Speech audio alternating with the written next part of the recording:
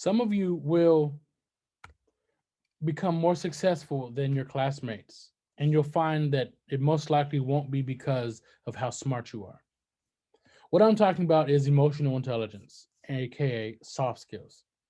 Why am I talking to you about emotional intelligence? Well, as you prepare for your career, you will see that it's one of the most important traits employers consider while recruiting. According to a 2013 Hart Research Associates study of executives, vice presidents, and business owners, 93% said that they weighed soft skills more heavily than technical skills. Through this journey, I will inform you on what emotional intelligence is, which I will abbreviate to EI, and why you need to possess it. First, I will explain what EI is and why it's important to you. Next, I'll identify the five main characteristics or competences of EI. And last, I will demonstrate how you can improve your own EI. So I'll get right to the key term of this talk. What exactly is EI? It is how we manage our behavior, our emotions, and handle social situations. In 1995, it was discovered that EI was the missing link that explained why those with average IQs outperformed those with high IQs 70% of the time. This is according to a 2014 Forbes article, EQ, written by Travis Bradberry, who is the author of Emotional Intelligence 2.0. Now, why is EI important to a college student?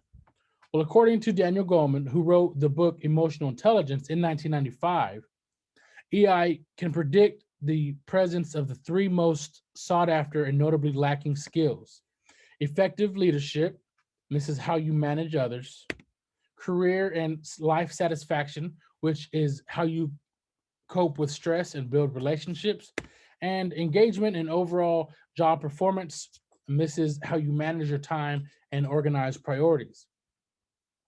Now, in contrast, many students don't see its significance. According to a 2013 study by Wakefield Research and Bryant and Stratton College, 80% of 18 to 34-year-olds felt they had the necessary skills to advance. 84% of that same group did not see EI having a major impact on their career advancement. In a 2017 article, Emotional Intelligence and the Business Student, Dr. Pamela Rogers of Cameron University recounts a discussion she had with a colleague where it was revealed that many uh, firms have decided to hire some non business students because business students have poor EI skills and the impression that their business degree means that they have all the skills that they need. Now, why is it important to have high EI in the future? As artificial intelligence advances, our technical skills, our coding abilities, math and science, etc., won't be as important. According to Megan Beck and Barry Liebert of Wharton Business School of Business, in an article in the Harvard Business Review, even though people don't trust machines with important matters such as our health or finances, there are examples of this happening, such as IBM's Watson being able to solve medical cases that doctors couldn't, and investors preferring machine managed funds over human managed ones. Machines will eventually take over many important tasks, but EI will be required to handle the tasks that machines can't, such as leading people, persuading, and handling personal conflict. Now that you know what EI is and why it's important in the future, we'll discuss the five competences that make up EI. They are broken into two main categories. First, you have your personal competences, which focus on you individually rather than how you interact with others. Self awareness is identifying and understanding your emotions and having self confidence and self efficacy, which is the belief in your own ability to succeed. Self management involves organization, stress management, and self discipline. This is summarized as to how you use your awareness to remain flexible and positively direct your own actions. Next, you'll have your social competences, which focus on your ability to understand the emotions of others and how that translates to the quality of your relationships. First one you have is social awareness, which requires empathy, appreciating diversity, and respecting others. This is being able to pick up on the emotions of others and understanding on a deeper level, not just their words, but also their body language. Next, you have relationship management. And this needs communication and conflict resolution. This is also helping others and your willingness to ask for help when you need it. This is how you use your awareness of your emotions and others to manage your interactions.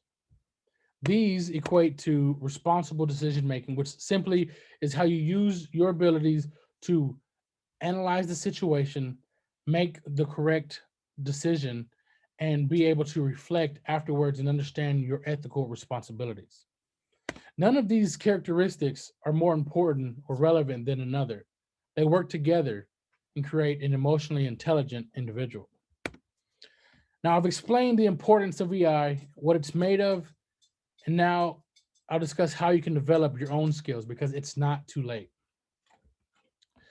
The first step to developing your EI skills is taking an assessment of your current EI. Daniel Goleman suggests that you should participate in a 360-degree assessment, which uses your own ratings of your EI plus the anonymous observations of those colleagues who work with you. And if you didn't want to do a full assessment, at least knowing and understanding the competences and what they include goes a long way to knowing where you stand to improve. A big part of developing EI is being honest and self-aware.